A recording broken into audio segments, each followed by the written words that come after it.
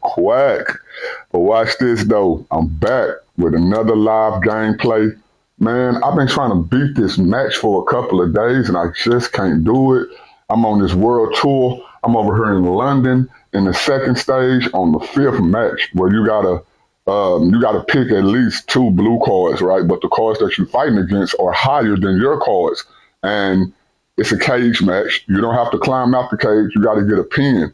And man, these dudes are so powerful. It don't matter what combination I pick. I just can't beat these people, man. So y'all finna take this ride with me as I do this. Also, I was checking out a Tucker Carlson interview on Freemasonry while I was at work. And I didn't finish the video, man. And I thought that the topic that they was talking about was lit. The brother that he had come on, stuff that he was saying, you know, it's kind of crazy because I can remember when it comes to like Freemasonry and all that stuff, they used to call people crazy. They used to think that, man, that stuff ain't real, that stuff ain't true. They ain't doing this and they ain't doing that. Y'all just conspiracy theories, man. Y'all paranoid. Now all this stuff is coming out, man. It's crazy. So anyway, I'm about to do this live gameplay. I'm finna try to beat this match, you know, and I'm finna react to this Tucker Carlson video. So y'all finna take this trip with me. Y'all know how we do it over here, man. Y'all already know how we get down when we come to this stuff. So just give me a second. I'm setting up my other program over here, and I'm finna get on it. Where is this thumbnail? Okay, there we go. Appreciate everybody that's in the chat. Shout out to y'all, man. If y'all want to come up and want to be a part of the conversation, if you got anything you want to say, go to the other video and hit the link. The link is in the chat. The link is in the chat. The other chat, not this chat. All right, let me crank this up over here, and we about to get into it. Oh, hold up. Let me take that down. Hey, man. All right, let's get into this, man.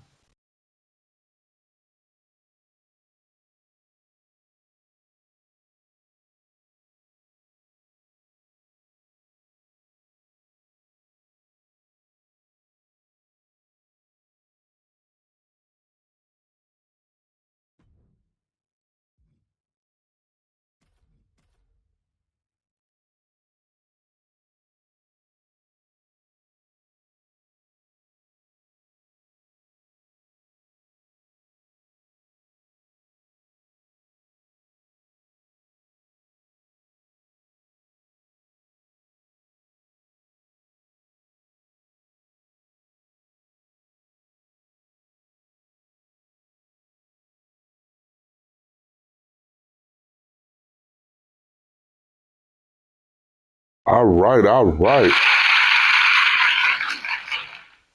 I am nobody. I always trying to tell everybody about somebody who can save anybody, and that is Jesus the Christ. I am Mama Duck's baby duck, Mr. No Ducks himself, quack. This is, but watch this though. Man, say it's a viral video on Tucker Carlson show where he did an interview with a Freemason. And I just thought that it was intriguing, man. So I wanted to watch it. I wanted to review it. I wanted to react to it. I watched a little bit of it when I was at work. And then I was like, nah. Shout out. Mama Duck's baby duck, Mr. No Ducks himself, quack. But watch this, though. Man, Tucker Carlson did this video interviewing a Freemason. And I was watching some of it at work. And I didn't finish it, and I thought that, hey, let me go on and review it on my channel. It's a viral video right now. First, let me say this before I even start anything.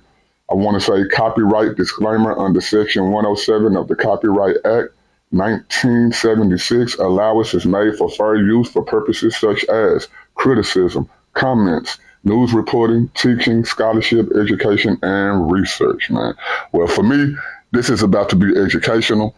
I can remember back in the day when we used to tell people about Freemasonry and what Albert Pike said and all that stuff, and people just thought we was crazy. You know, you just a crazy Christian, man. Y'all always coming up with these conspiracy theories, and we was telling people at the same time, hey, the people who run the world, the leaders of the world, man, y'all know they sex trafficking kids, and they got this thing called Pizzagate, and they taking kids over to islands, and they having their way with them and stuff like that. People called us crazy for it. Now the Epstein files came out. Now what? You know what I'm saying? It's just kind of crazy. So even when it comes to this Freemasonry thing, I can remember when everything was like on the hush hush. People just tried to keep it quiet. Now, man, it's everywhere. It's on the World Wide Web. They play it on TV. They're not even hiding this stuff no more. You know, it's to the point now, again, to where they ain't even hiding it, man. So without further ado, we're about to get into this video. I will be pausing it, giving my reactions to certain comments and certain statements that are being made.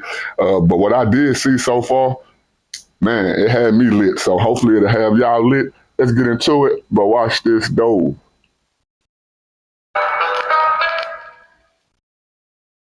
Sean, thanks for doing this.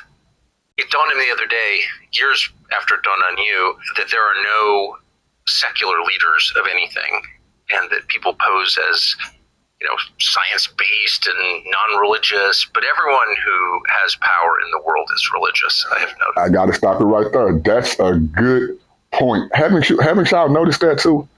We got people like atheists walking around talking about God not real, this and that and all that, right? But no secular person is really leading anything. And the people who do run this world, they know that the spiritual world is real. They don't got no doubt that the spiritual world is real at all. They even claim to follow these spirits for power and understanding and all that other stuff that they try to get out of life. I find that very interesting. I think that should be an eye-opener for people who walking around here thinking that God not real, when you got people who believe in God on the highest level all the way down to the lowest level. None of that God or spirits are not real. None of that stuff. That's the stupid stuff right there. But watch this, though. They just have different religions. And you've been on this for a very long time. So let's just start as big as we can. What's the purpose of communing with the supernatural for leaders? Why do leaders do it? I think there was maybe this is a quote or someone said this to me. There are non-powerful people who are Freemasons. Yes. There are no powerful people who are not Freemasons. That's a good point. Freemasons. If you think about the nature of an initiatory group that's been around in its current form for a few hundred years, since the 1700s, right, in the UK, and likewise in France. But it's, they say its origin, or they believe its origin precedes it to the Knights Templar, right, who were a very powerful order, as we know. From my understanding of the Templars, it's not the idea of like 9 knights showing up in the Middle East during the Crusades, right, to guard the roads, right? It was really more about excavating under the Temple of Solomon. Yes. That was, what they were interested in, were the ancient texts. The Well of Souls. The Well of Souls, the ancient texts, the things that were, written into like grimoires and hidden, incantations, things that you could basically call upon the spiritual realm, because that's the lore of King Solomon. King Solomon, as we remember from the Bible. Now, I remember back in the day where people didn't even believe that King Solomon was a real person. Because, of course, they hate the Bible so much, they got to try to find something in order for them to say why they don't believe. And I remember it was a point in time where people didn't think that King Solomon existed. Of course, we done found steles and all kind of whatever artifacts and stuff like that, to where that ain't even a question no more. But y'all see how crazy it is, though?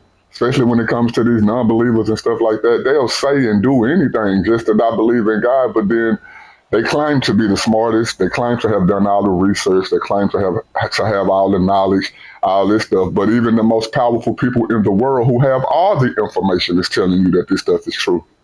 You're either on God's side or you're on Satan's side. It ain't no in between. You know what I'm saying? If you ain't with God, then you with Satan, even just by default. They understand that. You know what I'm saying? But hey, watch this though. He had wisdom, and he was a powerful ruler over what was then Israel, but richest man in the world. The link is in the chat. If anybody want to come up and chop it up with your boy on this particular subject, the link is in the chat. and he could command them with his ring, the Ring of Solomon, the Ring of Power. And that's what so the real lore of like Masonry, right, was that he had this builder, Hiram Abiff, who architected the temple, the Temple of Solomon. But they had jinn that they called upon to actually do the work and to build it. Now that's all metaphor. And what are jinn? Genies. What we would call genies in Aladdin's lamp. I'm glad he said that that's our metaphor, because, the Bible don't teach it that way. But, of course, when it comes to these people and what they believe, and we can find this all the way in the ancient days before any of us that's alive right now was even born. You can find these type of teachings even going all the way back then. But, that temple wasn't built in that way. But that's the way that they teach it. Watch this, though. The beings. And so I went to Iran. The first time was curiosity, but I went to go meet with some of these guys that communicate to them, to the other side. And I would talk to them about, what's going on in the world. And they would say,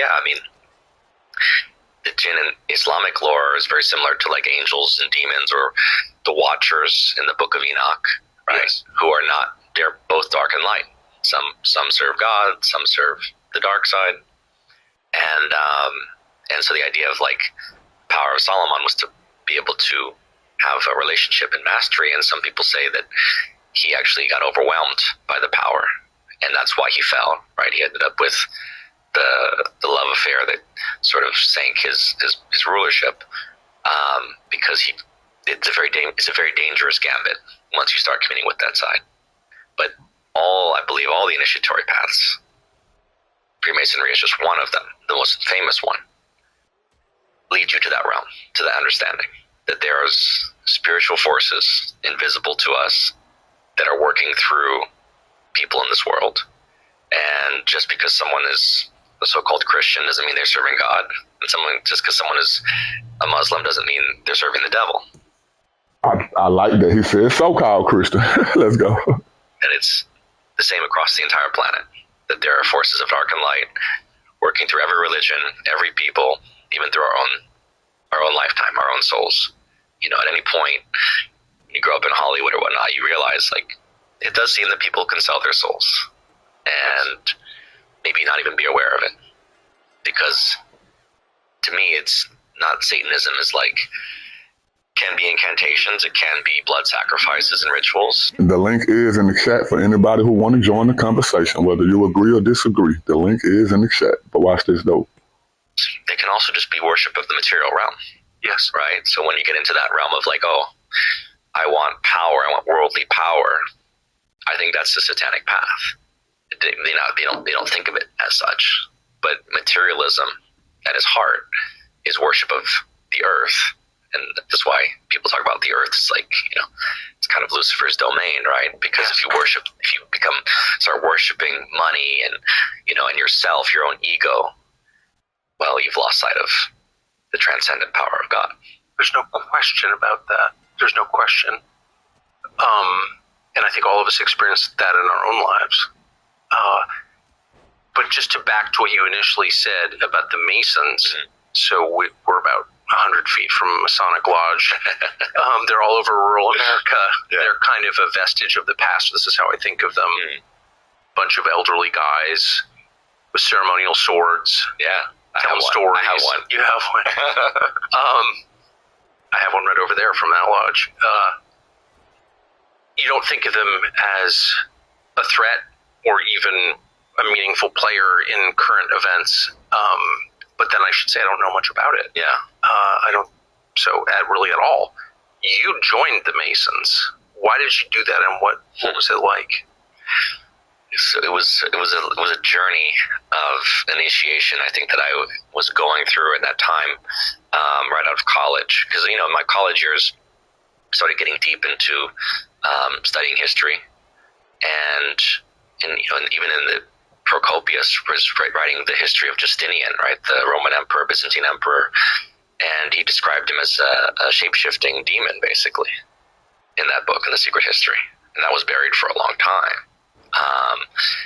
And again, there's all types of histories. That King James was it James's Bible, but he also wrote a demonology book, right? I mean, this was the way that the world was perceived and understood for centuries. And when it comes to King James and that demonology book, a lot of people don't even understand what he was writing about. He wasn't worshiping the demons. When you read them demonology books, he was telling people how to get rid of them. He was telling people not to, that they was bad. Some people know that he had those books, and they thought, because they don't do research, they thought that he was claiming to worship God while at the same time worshiping demons. That just goes to show you get that stuff from most likely non-believers who don't know history or don't even research the stuff that people tell them. They just regurgitate anything somebody else said. But watch this, though. We know. As a battleground between dark and light. Yeah, I mean, as forces that were unseen. I mean, Socrates talked about his daemon, like his, what people call genius. But, they say, like, in the old world, there's a theory that when Homer is writing about, the Iliad and about, all these different gods having a play in human life, a lot of people believe that we were in communication more readily with beings, right? Unseen beings. And it may have been a real factor in our consciousness back then. And then we, obviously we get to this place of the Enlightenment when all of that becomes relegated, and we say, oh, that's all, hocus pocus and not real. We can only focus on the physical realm. But you can't understand how life be. That's another good point that he made. The Enlightenment period. If you don't know what the Enlightenment period is in history of mankind, go look it up. All this, the spirit world is not real and God ain't real and all that stuff came from the Enlightenment period. Nobody was talking like that at first. Nobody was believing that stuff at first. You know what I'm saying? And it's funny how the Enlightenment period, you see, that's the period where people was pretty much worshiping the devil the most. Or it was just starting to come out where, like, people wasn't hiding it no more. People was running from God, and they was trying to they were trying to take away spirituality and put everything on science, as if they both couldn't exist together, as if they couldn't coexist together. This is the time period when that happened. Before that, science and spirituality and religion and all that stuff went together. All of it. You can go read the writings from people from the ancient world, like he said, from Socrates and Solomon and all that stuff. You can read it. Wasn't nobody doing it the way that people doing it now, but the Bible does say as the world go on, people are going to get more wise, they're going to get more wicked. They're going to call good evil and evil good. So, I mean, when we see stuff like this happening and we can pinpoint it, to me, that just point back to the Bible being true, because no other text, no other ancient text says it. No other ancient text teaches it. No other ancient text is trying to get people to understand what direction the world going in. Man, the Bible got them. They got prophecies telling you what the future is. It also lets you know what the present is, and then it also tells you what happened in the past. It's like it's one of a kind. It's unique. Stands alone on its own. But watch this though. Begins through the physical realm alone. You can't understand how the universe is formed. No, right? I mean, how does a Big Bang start? It just happens. Okay, spontaneous bang. Time travel. I mean, how does it happen? How does it actually begin? Exactly from what? And how does life begin? So I think a lot of the materialists actually, you could say, like, people say Darwin and whatnot, are essentially serving the dark side, because they're saying there's nothing outside the material realm. This is all that exists, and everything. Well, actually, all we're interfacing with is our own minds, yes, our own perceptions. And so when they want us to believe, a very simplified version of reality, spontaneous evolution, random changes, right? Take away anything spiritual. I think that serves the dark side in a sense, because it elevates our own egos. It makes us, we're the progenitors of this, and, we are the greatest thing in the universe. And we can get into that later, but that then serves a transhuman agenda that, it's all about perfecting ourselves through the physical plane of genetics, right? Genetic tampering and whatnot. And you try to basically take the spiritual origin impulse of God creating this universe out of the story, right? That's what the Enlightenment did in many ways. But you can't take it out, because we instinctively, as souls that we are in human form, we have this curiosity and this desire to know, okay, where did I come from? Like, my soul didn't just spontaneously appear how do I have consciousness? Where does consciousness originate from? Just from our brains? Well, I think we're understanding that our brains are more receivers, almost like, computers that can receive the internet that's around us, right? That's the way that we function more in that way. And that's why people have near-death experiences, or they have out-of-body experiences, and this is, the CIA does this kind of stuff, astral projection, and they can see things outside of their physical body that you can't say, well, your brain knew it. You have all kinds of cases and stories of this, people, who are literally on a hospital bed and they can perceive things in the next room. So consciousness transcends our brain, right? And that indicates, again, a spiritual reality that a lot of mainstream science wants us to ignore. But Notice he said mainstream science. Now, I need people to understand this too, because you understand mainstream news, right? You understand mainstream radio, right? Well, why don't you understand mainstream science? We know that when it comes to mainstream radio, they're not playing the best artists in the world. They're playing the artists that they want us to be programmed by. We know when it comes to mainstream news, they're not telling us the truth, man. They're telling us information that only they want us to know.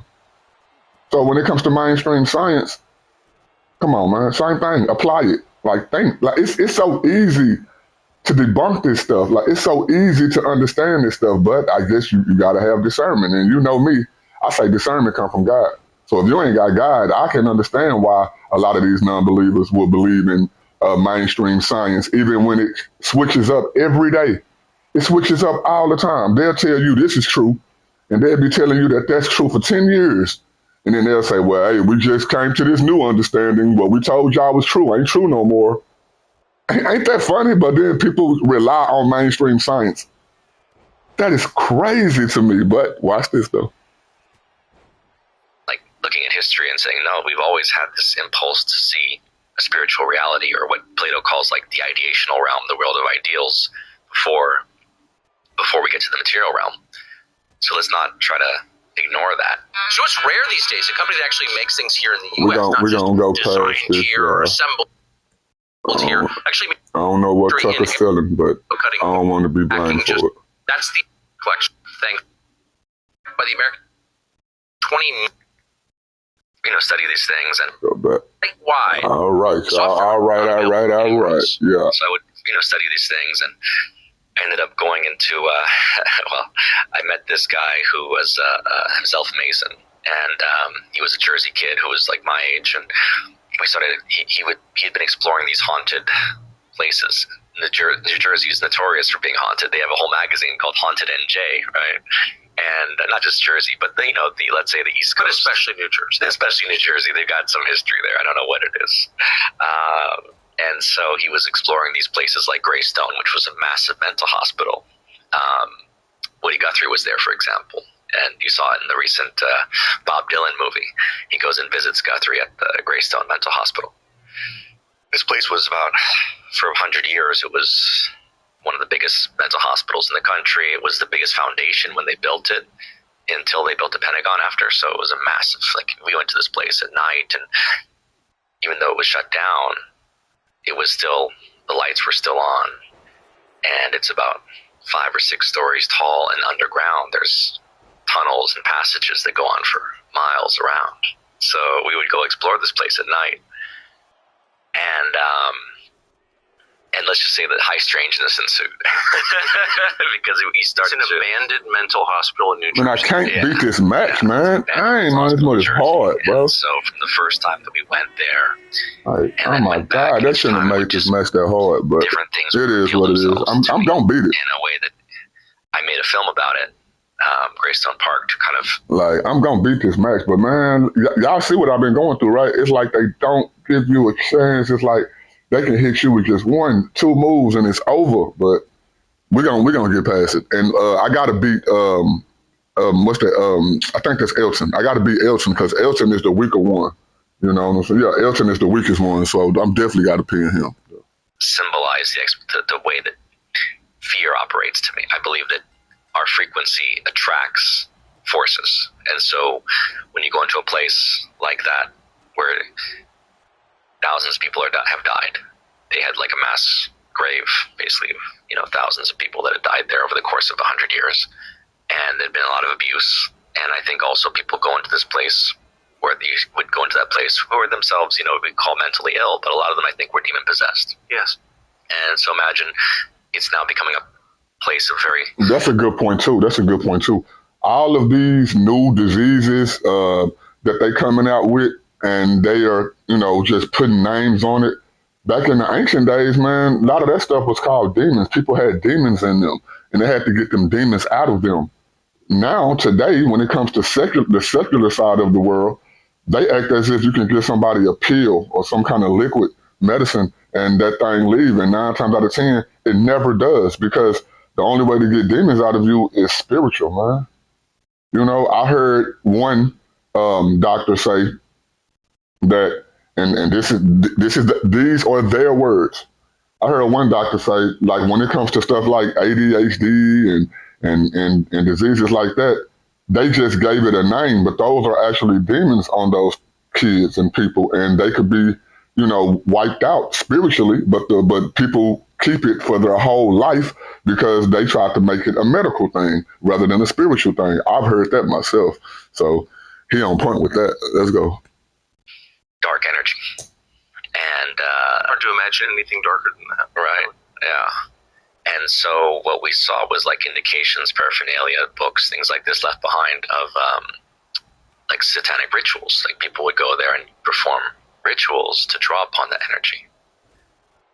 And why would someone do that?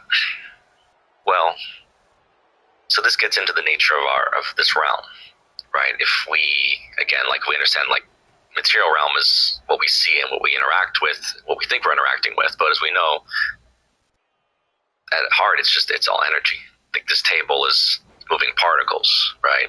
Our being we're moving particles, moving atoms. We're energetic bodies that appear to be fixed, but actually, as we know, we're changing it every second, every day. Where cells are dying and being reborn. Our energy body is moving, and so the spiritual traditions have always understood that because they didn't call it necessarily energy, but prana and life force, breath, ruach, right? Like that's the origin of creation, is something in spirit is moving through us into this container, this vessel that that appears fixed, but again, as we know, it's changing. That's why we don't look every day, even if it's just slight differences. And as you know, like you can see in people, I'm gonna beat it though. I'm gonna beat it. You can kind of see it sometimes, right? Like you can see when someone's energetically drained. You can see when someone's energy is high and they're vibrant instantly. So this is the energetic nature of reality. So if we are talking about a world that also is energetic and alive, and then you have geometry, let's say certain structures trap energy more than others, right? I mean, if you're outdoors and we can just experience it, right? You're out in nature, you're in a forest, the trees are going to have certain energy. It's gonna move, maybe like they'll, in the course they are living beings, right? So they'll live their life and die. And that's why some forests are called haunted forests or darker. They're darker places. And sometimes you'll have places where there'll be gatherings of people to practice, since the pagan times, let's say, right, to practice different rituals. And sometimes you'll feel the energy of that. Like, oh, this is a place where, there's a gathering that takes place and a certain energy gets created there.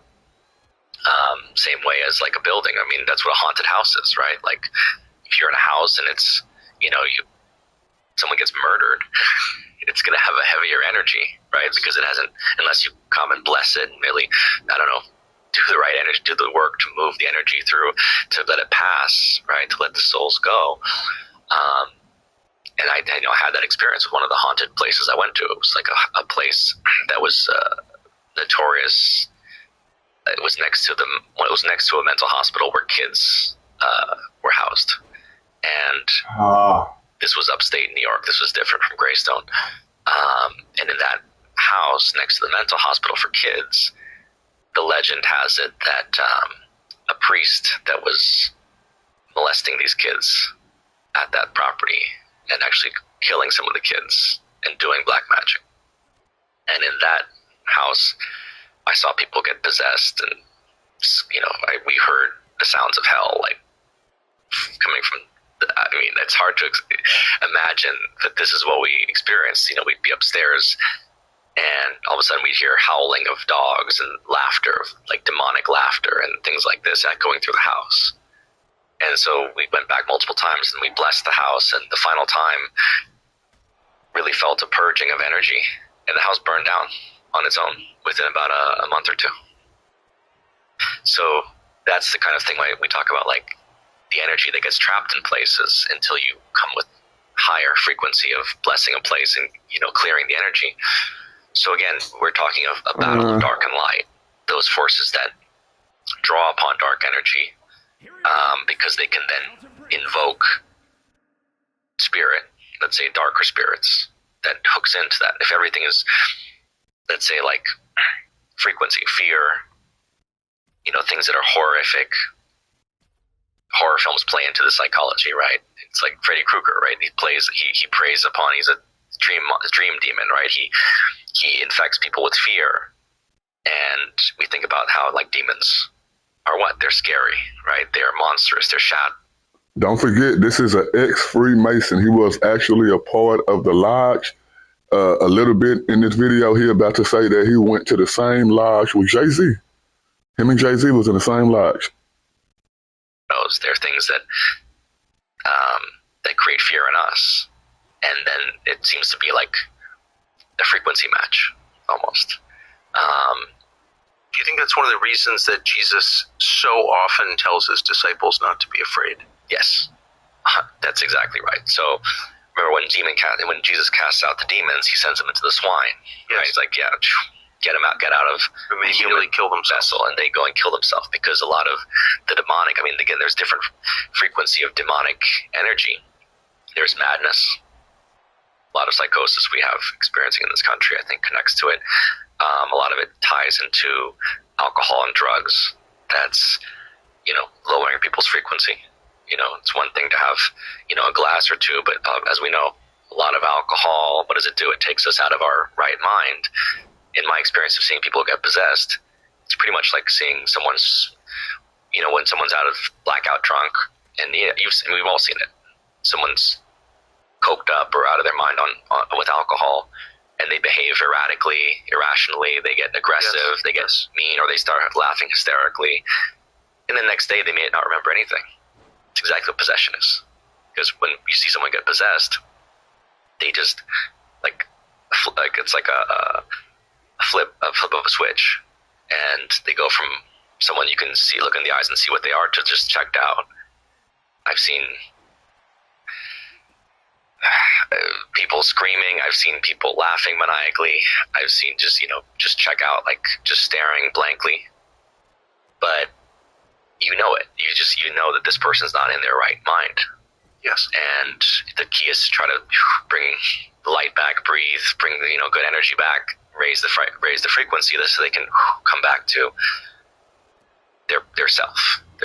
So what I would say this battle is between the darkness that again feeds on that fear, that lower vibrational psyche of like not being in our right mind, not being in our higher selves, right? Not being connected to our spirit, our higher, to God, basically, right? To spirit that is always available. But the dark side wants to lower that frequency to a place that would be closer to hell, right? What has always been described as hell, place of torture, of suffering, of pain, place of the dead. Yeah. Well, even worse than death, right? Death is one thing. Go below that. And it's like that's the level of self-destruction, like you said with the pigs, self-destructiveness. So this is the battle, and again, if the dark side has waged war on mankind, let's say, right? If we believe, and this is not just Christian tradition. I mean, this is like a lot of story there is. Yeah, it's a lot of stories around the world have talked about this. That there's something that's waging war on mankind. They want possession of the soul. They want us to check out, to surrender, right? To check out, say, hand over control of the vehicle. And that seems to be the real battle, right? Are we autonomous beings? We have control of our vehicles. I mean, we all experienced this during COVID. Imagine, all this seems so far out, but like during COVID, actively saw people checked out from fear, and like dead body, like dead things, putting on masks so they can't even really breathe. You can't, in a court of law, you can't speak if you've got a mask on, right? So like you don't have any say. So when you put a mask on, you're basically taking away your power to speak and to breathe. So you're like a dead thing now.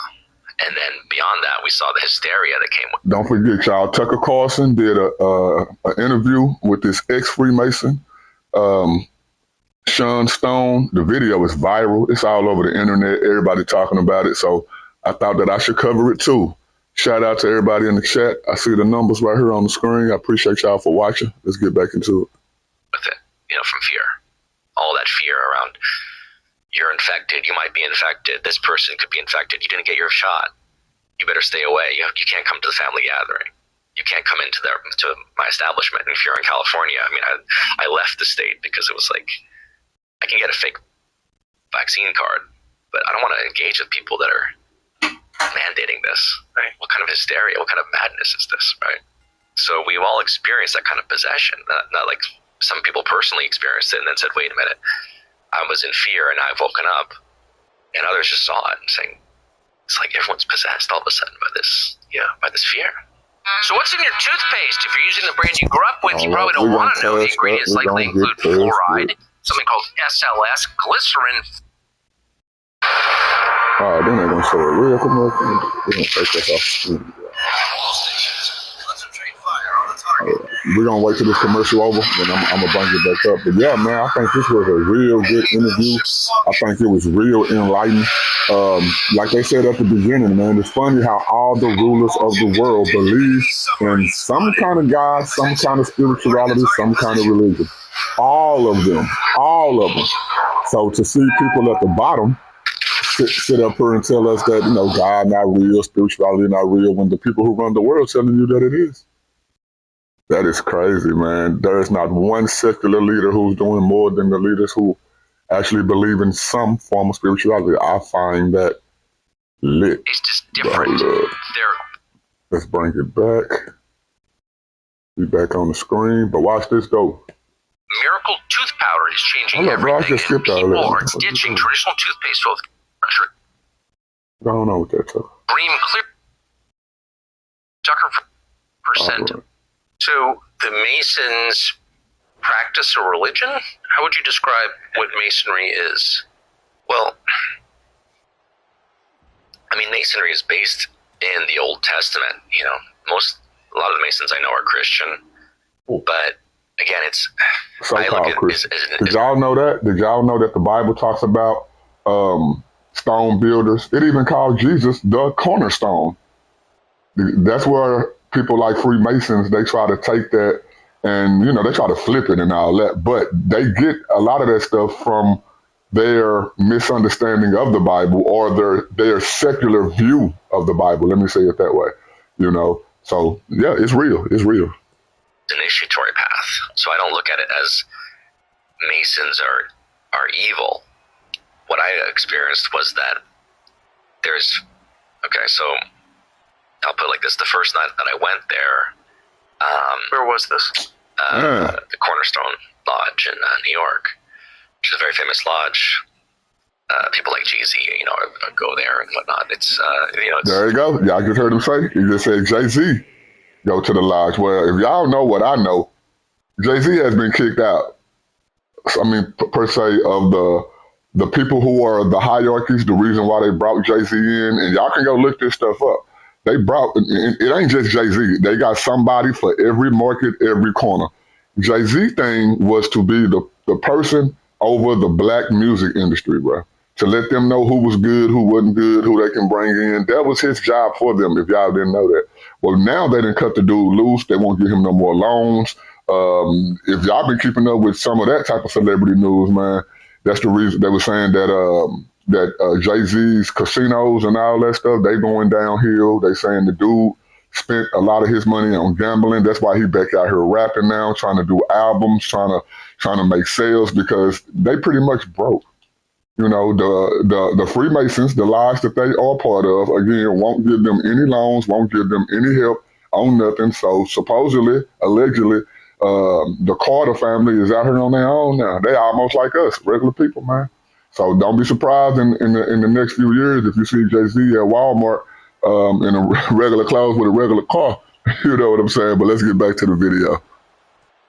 Jay-Z's a Mason? Yeah, from my understanding, he was with that lodge as well, but higher than I was. But the point is that it's an initiation to kind of what I felt was being observed and watched, and I know it was watched because after doing the first degree initiation, where you get the blindfold and the noose and all this stuff is online. I'm not revealing some secrets. I was just going to say that it's online now. You can go look at Freemasons in their lodge, show you what the first ritual is if you decide to join. They act it out for you. Now you can go type the videos in for real. But watch this though. The phrases and things, the geometry of it, where you have to walk, certain directions and points and say certain things. All that's online now. It's public. But when you perform it ritualistically like a play, there are other forces that are not human that are engaging in the experience. And I know that because when I was leaving the lodge that night with my friend, we got a phone call. And it was an unknown number. And this sort of husky voice was on the phone, and he was like, "How was the meeting?" And I was like, "It's an interesting game you guys have going here." And it's like, And we were just talking a bit, saying a lot of things that were like biblical, 40 days in the cave, it's some stuff that I didn't understand. But I knew that they were watching me because I was walking back to my apartment in New York, and I'm like, "Oh, so you're watching me?" He's like, "Yeah." I'm like, "Okay, what am I doing?" He's like, "You're walking." So I stopped walking. And I'm like, "Oh, yeah?" He's like, "Yeah, you stopped walking." And I was like, "Okay, it could be a guess, but let's just go, continue the conversation, go upstairs." And I had like a gray shirt on and black pants. And after, I started recording the conversation, the audio did not record. Subsequently, only the video recorded. But as I was recording, it was this man's voice, and then it would be a woman that would take over. So it was like two voices. It was one as a man, one as a woman. And then she basically said, "Stop recording." And I was like, I didn't stop. I would maybe like stop for a minute, and I turn it back on. And at that time I had a cross on. It was not a cross. It was a Islamic sword that I had as a necklace. And so I was taking my shirt off, and she's like, "Put your shirt back on." And I was like, "Oh, you don't like this symbol, or what's wrong?" And it was like, "Put your shirt back on." And I'm like, we just continued to talk, but there were a few things that I remember distinctly, including her saying, "I'll leave you with this. You're wearing a gray shirt with black pants." So something had been observing me that night, and they continued to talk with me, and it was essentially, they texted me thereafter, and it was like it went on for an hour or so, like off and on. My friend who took me there got really sick to his stomach. He was like vomiting, actually, after that, during that same time that I was on the phone. And he really was like physically out of it. And so I was conversing with these things for like an hour. And again, a lot of it was about the fallen angels, because this goes back to, again, the jinn, the unseen world, the idea that, remember, the Book of Enoch talks about this, that the fall basically is not just Lucifer's. It's like Lucifer and the 300 or 3,000, the 300, I think, that fell. But a lot of it had to do with the origin of like how the angels fell in love with human women, right? That's the story of Enoch, was that they fell in love with human women, they had children, the Nephilim, the fallen ones, are also, I guess they're also fallen ones. And this whole bloodline war, basically, of like, fallen angels having children with human women and becoming like the great leaders of old, you know, the men of renown. Men of renown, exactly. The leaders of the military and the emperors or kings of the time, royal bloodlines. So all of this came up that night. What's interesting is if you bring up that story from Enoch, it's alluded to in Genesis 6 as well, people look at you like that's the craziest thing I've ever heard. Where does that come from? Is that like a David Icke concept or something? But then if you just assess it non-emotionally, that's pretty much every religion tells that story, including Christianity. Right. Jesus is the product of spirit and a human woman, right. God and Mary. So the Greek myths are the same. Alexander his mother said that Zeus came to her. Exactly. So I'm not, I mean, that's not proof, but it's certainly an indication this is not like a crazy new theory that David Icke thought up. Not at all. And that's why I always say it's like the basis of every religion. Yeah, but that's why people get so they Finally, man. I told y'all I was going to beat it. I've been trying to beat this thing for a couple of days, man. Finally. Oh, man. All right, let's get back to the video. Man. I want you to think about Icke as like he's the crazy guy, but that's why I studied history, because I wanted to say, no, Icke is just picking up on old traditions, and he's just listening to people that are telling him stories, which I think you hear that story in any church in the United States every Sunday. Exactly. So, right. So It's not, conceptually, it's not a departure from what people have thought for thousands of years, that there is the physical reality of actors from the spiritual realm impregnating human women. Right. And going again, I mean, even the Anunnaki texts of the Sumerians before, which predates the Old Testament, talking about exactly this thing about the Anunnaki sky gods creating the first humans as their workers, and and again, like the flood story, the flood mythology comes from that. Right. That God was so displeased by the behavior of the Nephilim that He destroyed the world. Right. And their behavior that He specifically called out was violence. Right, and eating of humans. The Nephilim did. Remember? Really? Oh yeah, the giants ate the humans. Do you remember? That's in Book of Enoch. It's in one of them. It's either. I mean, I thought it was in the Bible, but it's definitely in Enoch then, because that was the issue. Yeah, it's in the Apocrypha. It's not in the Bible. Now, even though in some Bibles they include the Apocrypha, but the Apocrypha is not scripture.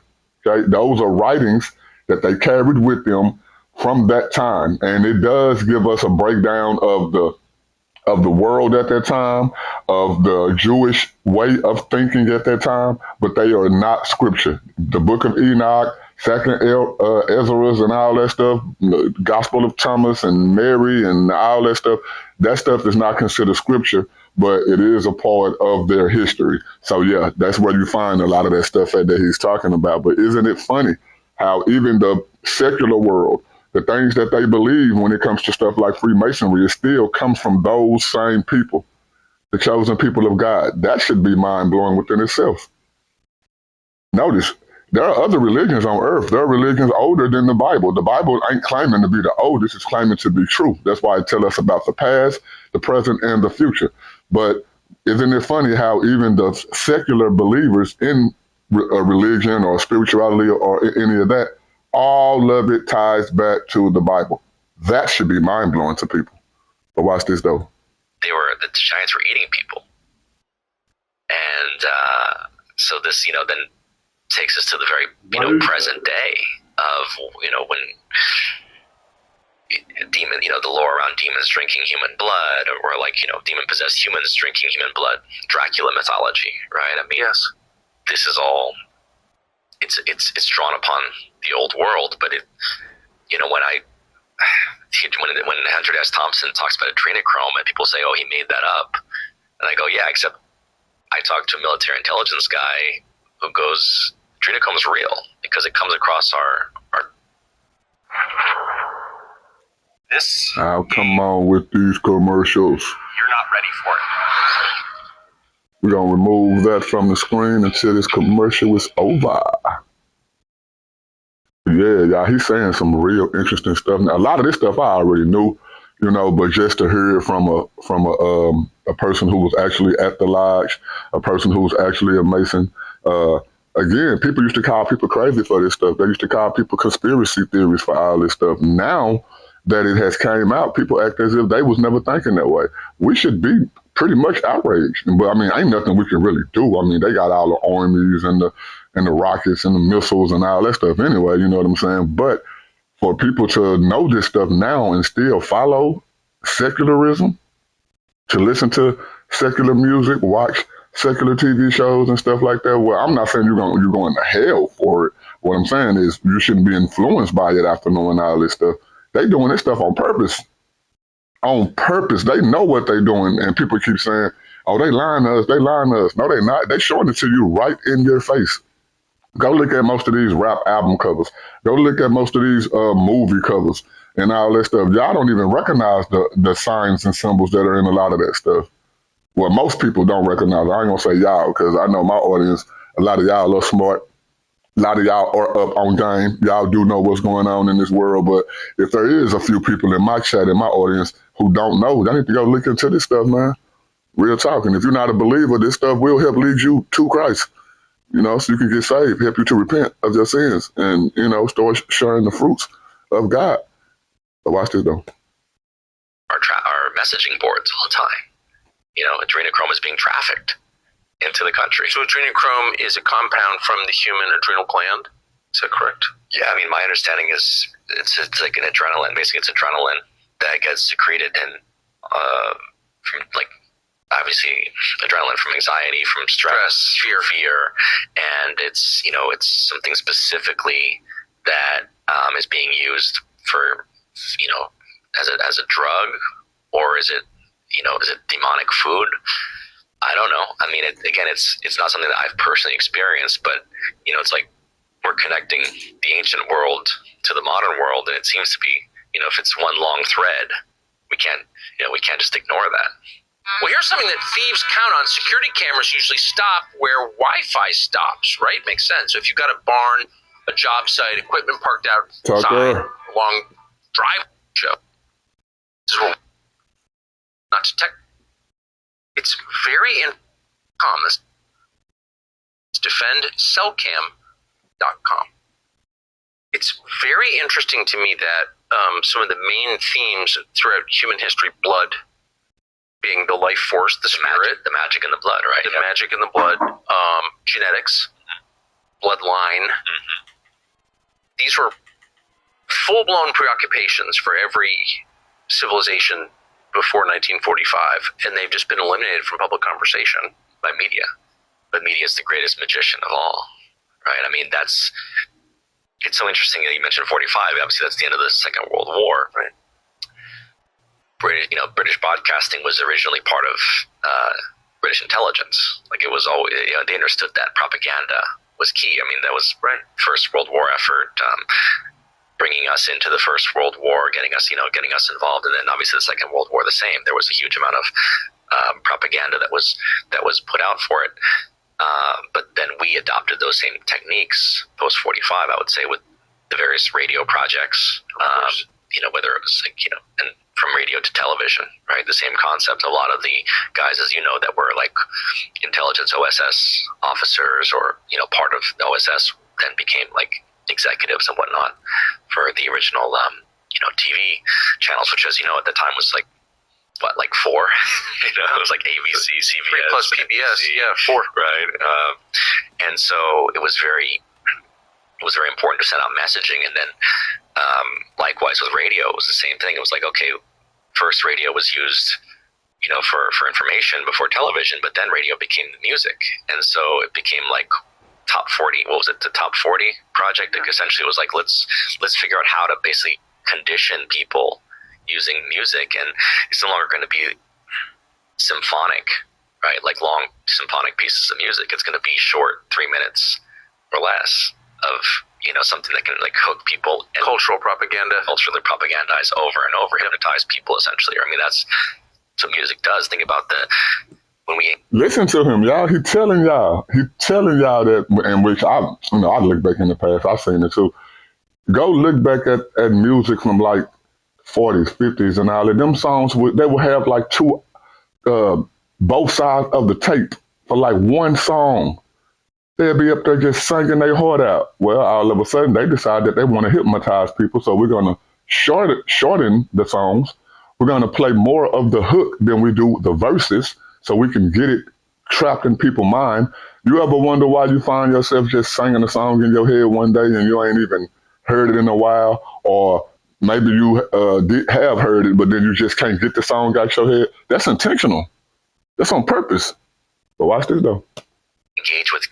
So interesting engaging with young people now and seeing how much, like, you know, when I was a kid, hip hop was kind of coming, you know, it was coming on in the 90s. But nowadays it's like all those lyrics, a lot of